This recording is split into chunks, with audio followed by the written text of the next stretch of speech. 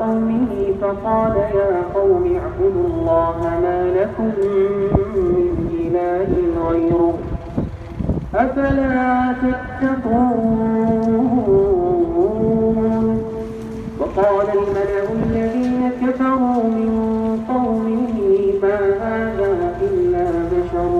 مثلكم وقال الملأ الذين كفروا من قومه ما هذا إلا بشر مثلكم يريد أن يتفضل عليكم